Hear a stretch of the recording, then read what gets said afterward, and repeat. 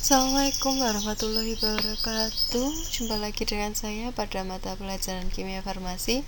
Seperti yang telah saya sampaikan pada pengantar yang kemarin, saat ini kita belajar tentang biomolekul.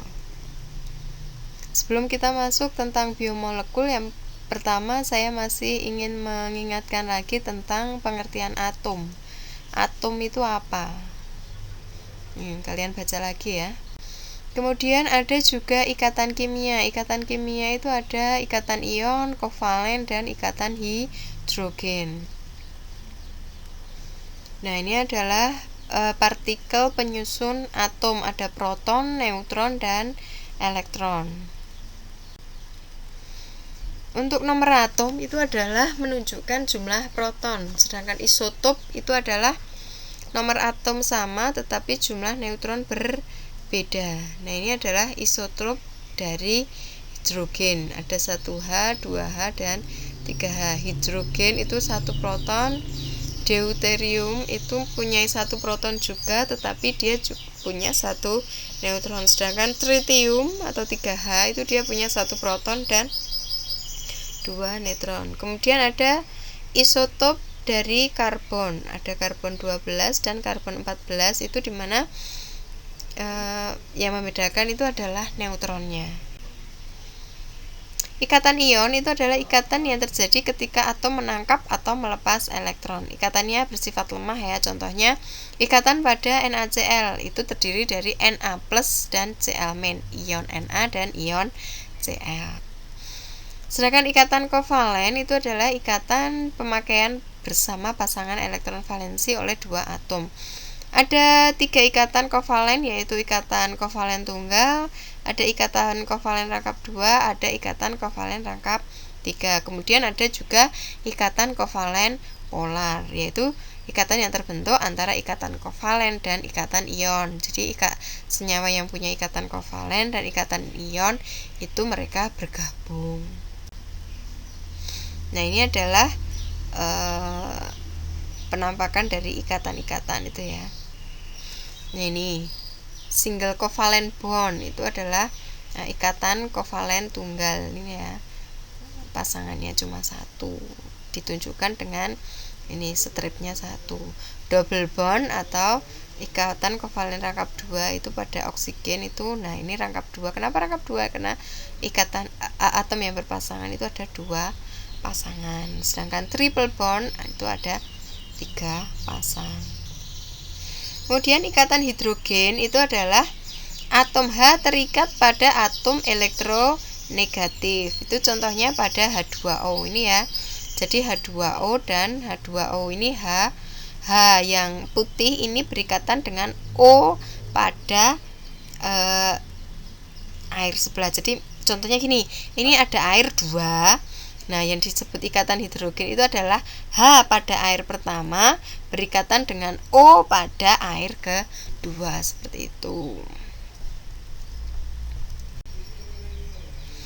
Nah, pertama kali identifikasi unsur kimia penyusun makhluk hidup. Jadi, unsur kimia utama penyusun makhluk hidup itu adalah bahan minor penyusun kerak bumi, yaitu kandungan utamanya adalah 47% oksigen, 28% silika, 7,9% aluminium, 4,5% Fe, besi, dan 3,5% Ca atau kalsium. Nah, 6 unsur penyusun sel hidup itu adalah karbon, hidrogen, nitrogen, oksigen, fosfor, dan sulfur, CH-NO+, dan S. Dengan masing-masing persentasenya itu ya. Udah ada di tabel. Nah, ini adalah tabel periodik unsur. Sebagian besar unsur penyusun bahan hidup itu memiliki berat atom yang rendah. H, hidrogen, O, oksigen, N, nitrogen, dan C, karbon adalah unsur dengan berat atom relatif paling kecil. Masing-masing mampu membentuk ikatan tunggal, rangkap 3, dan rangkap 4. Unsur yang berat atom yang paling ringan itu dapat membentuk ikatan paling kuat. Nah, identifikasi tipe molekul yang ditemukan pada makhluk hidup itu ada asam amino itu ya. Ini ada asparagin dan cysteine. Kemudian ada nukleotida itu pada ATP, yaitu adenosin trifosfat itu pada DNA itu ya. Kemudian karbohidrat makanan kita, lipida itu ya palmitat atau lemak. Nah, intinya biomolekul itu apa sih? Nah, biomolekul itu adalah senyawa organik yang mempunyai gugus fungsional. Nah, hidrokarbon itu merupakan senyawa organik yang paling sederhana, bisa berupa rantai dan cincin. Biomolekul dan strukturnya. Nah, senyawa pembangunnya itu ada gula sederhana, asam amino, nukleotida, dan asam lemak. Sedangkan makromolekulnya itu ada polisakarida, protein atau peptida, RNA or DNA atau DNA, dan ada lipid. Nah, jadi makromolekul itu dikatabolisasi menjadi senyawa pembangun. Nah, biosintesis membutuhkan molekul sederhana untuk dirangkai secara kovalen melalui berbagai kombinasi. Ini contohnya amino asid atau asam amino itu terdiri dari protein, peptida, neurotransmitter, ada toksin alkaloid. Adenin itu terdiri dari nucleic acid atau asam nukleat, ATP, konzimes, neurotransmitters. Palmitic acid atau asam palmitat itu terdiri dari membran lipid, fats itu lemak itu ya, waxes itu. Glukosa itu ada selulosa, ada fruktosa, manosa, sukrosa, dan laktosa. Nah, ini adalah struktur supramolekul ya, supra ya, besar ya. Jadi ini semula dari karbon, hidrogen, oksigen, nitrogen, fosfor itu dia membentuk membangun ya supramolekulnya. Ada menjadi lipid, polisakarida, asam nukleat, dan protein. Nah, ini adalah komponen hidrokarbon ya. Ini ada metana, strukturnya CH4. Ini adalah penggambaran Bolle-stick, gambar Bolle-sticknya.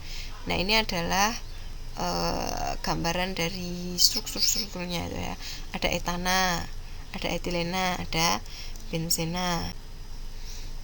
Nah, ini ada gugus fungsi hidroksil, itu ada alkohol. Ini contohnya etanol. Ada karbonil atau aldehid, ini contohnya asetaldehid. Ini adalah yang paling kanan, ini adalah gambaran dari strukturnya. Nah, ini adalah gambaran dari biomolekul ya. Untuk penjelasannya kita jumpa lagi minggu depan. Masih bab yang sama, biomolekul.